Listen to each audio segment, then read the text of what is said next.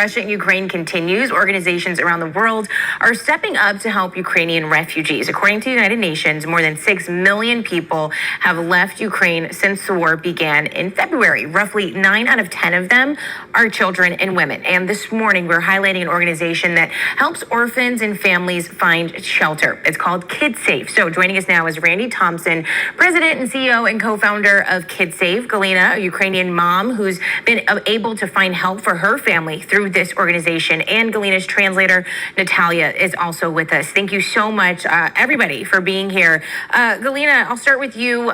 You were 8 months pregnant when the invasion began. So what was that experience like? I mean, I can only imagine how terrifying.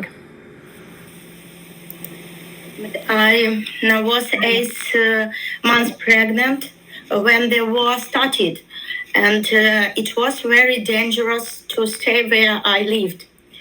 There were constant shelling and explosions, and we had to hide in the basement day and night.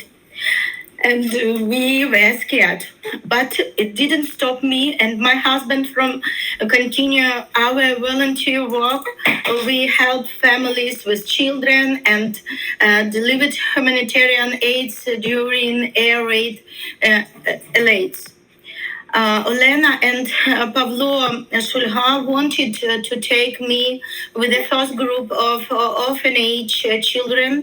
They're rescuing from Mykolaiv. But I couldn't go because of high risk pregnancy. I was 42 years old and my doctor felt it was not safe for me to travel. On April 6th, I gave birth of Sophia. I stayed in the hospital for 3 days and constantly heard the sounds of explosions. The windows were shaking. And when I returned home, the situation got worse. And I had to hide in the bomb shelter with my newborn baby. Then Lena and Pavlo Shulga called me and offered to evacuate us. And we left Mykolaiv when Sophia was only 7 days old. Lena drove us for 2 days, and she and Pavlo accompanied us to the safe place. And I'm afraid to even imagine what could have happened to us if we stayed in Mykolaiv. This is the city where shelling hasn't stopped for months. Wow. And your little girl, Sophia, is absolutely beautiful. And I'm so glad both of you and your family are safe. Randi, I want to get to you. Since the war began, we've seen the video of millions of families fleeing Ukraine, just long lines as they try to get some sort of transportation to get out of there. Can you give us a sense of the role Kidsave plays in helping those families? Sure. I mean, Kidsave was already in Ukraine when the war started. We've been working, We've been working in Mykolaiv and Kherson, and people like Galina were working with us as volunteers then to place children. But as soon as the war started, we began evacuating children and families. And we've been providing aid so that they can live when, as Galina described, they're in the bunkers, they're underneath in basements while the shelling is going on. Since the start of the war, we've provided nearly 460 tons of humanitarian aid to people who are sheltering in place or displaced.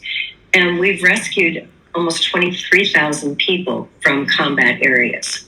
Wow. And when you get these kids and these parents and these families to where you guys are and finally to safety, what condition are they in? And I mean, imagine that it's really emotionally traumatizing at the very least. Clearly, there's a lot of trauma. Yeah. I'm also amazed at the resilience of the Ukrainian people in the face of horrors that we sitting here in the United States can't even imagine. They still have this spirit and this belief that they are going to prevail, and they're able to talk about moving forward. So, they are, but clearly there's a lot of trauma. And I'm most concerned, of course, about the trauma for the children.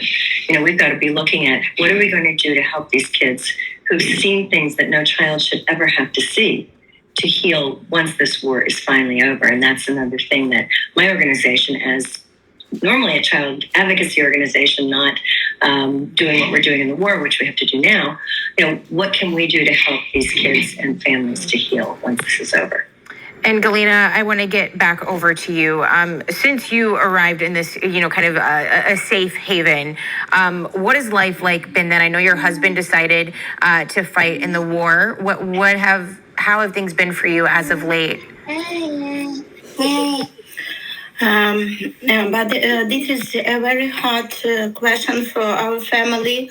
My husband is a volunteer. He delivers food to the villages in their combat zones, where people live in ruins and have to have no food.